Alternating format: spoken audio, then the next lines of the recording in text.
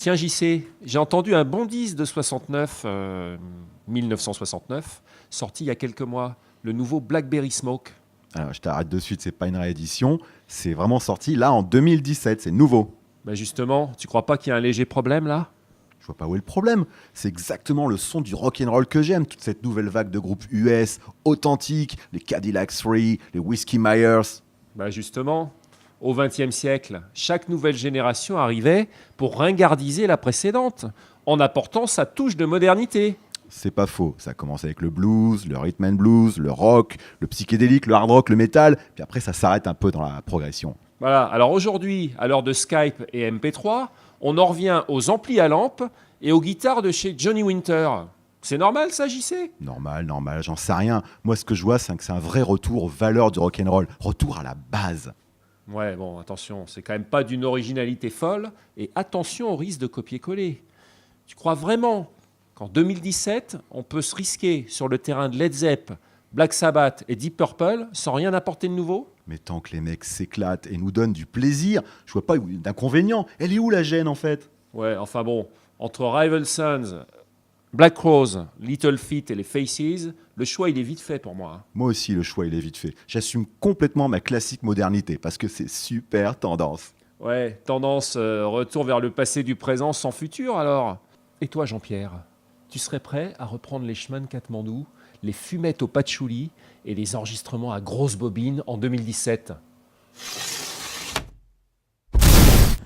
Oui, merci les amis, mais bon, entre nous, je ne sais pas ce que vous en pensez, mais vintage, je trouve ça franchement bidon. Au départ, vintage, ça venait des instruments, parce que effectivement, ils prenaient des vieilles guitares d'il y a 30, 40, 50 ans, des vieux amplis et des choses comme ça. Après, ça a qualifié pendant un temps un certain style de groupe, effectivement, à la suite de Black Rose, qui venait plutôt du sud, où effectivement, on savait à peine ce que c'était qu'un ordinateur là-bas. Et puis depuis, est-ce que c'est des groupes qui sont dans les années 60, 70? On ne sait plus trop. On sait que c'est il y a longtemps, mais tout. Et puis, si on y réfléchit bien, c'était quoi Led Zeppelin? C'était déjà du vintage à l'époque. Ils recyclaient des riffs ou des paroles même de vieux blues des années 50 ou 40. Et puis même le blues des années 50 ou 40, c'était l'électrification d'une musique qui existait, alors là, pour le coup, depuis plusieurs siècles. Donc, tout ça, c'est un peu étrange et ça ne sert pas à grand-chose puisque on a bien vu que maintenant, ce genre-là n'a pas généré des groupes immenses. On a beaucoup d'espoir, notamment Rival Sons, à un moment, ça y est, c'est avec les nouvelles Led Zeppelin, etc. Et du coup, on leur met un défi tel que on peut être sûr qu'ils vont se ramasser et qu'il va y avoir tout de suite, effectivement, les gens qui vont dire « Ah ouais, mais bof, puis c'est pas très moderne, tout ça ». Oui, c'est pas moderne, mais qu'est-ce qui est moderne dans le rock'n'roll? Le fait juste de brancher l'électricité, le fait de mettre un ordinateur, tout ça aussi, c'est un vaste débat qui n'a pas d'autre intérêt que quand on fait de la musique, il faut un petit peu faire des compos qui après peuvent être adaptés de mille et une manières avec des instruments modernes ou anciens ou peu importe. Si on n'y arrive pas déjà, ce qui est la base, donc après vous pouvez emballer ça dans du vintage ou ce que vous voulez, ça n'a pas grand intérêt. On ouvrira un autre débat justement sur la technologie et le rock'n'roll dans un prochain It's a Rock Show et à bientôt. Salut les kids, c'est la Minute Rock pour les nuls. Aujourd'hui, on va parler du vintage rock, c'est-à-dire une musique pour les nostalgiques qui finalement ne trouvent pas leur compte dans les productions actuelles.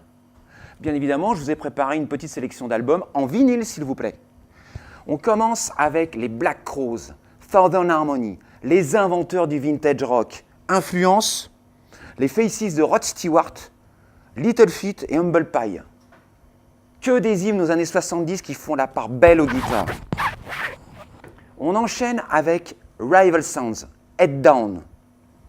Influence, Led Zeppelin, Free. Vous l'avez compris, enfin un chanteur charismatique. Effectivement, un lourd héritage, mais complètement assumé avec une once de modernité. Blackberry Smoke, The Whirlpool Will. Influence, Lynyrd Skynyrd, Creedence Clearwater Revival. Le grand retour du rock sudiste, en mode Easy Rider avec Pat Def et Rouf Laquette, s'il vous plaît. Mon Joker, Vintage Trouble. Influence, Otis Redding et les Rolling Stones. Soyons fous. du rhythm and blues survitaminé. Les festivaliers du Hellfest s'en souviennent encore. Vous l'avez compris, ce sont tous des groupes qui assument complètement leur héritage. Et moi, j'ai une question pour vous. Qu'est-ce que ça signifie le vintage rock en 2017 ? On veut votre avis. It's a rock show!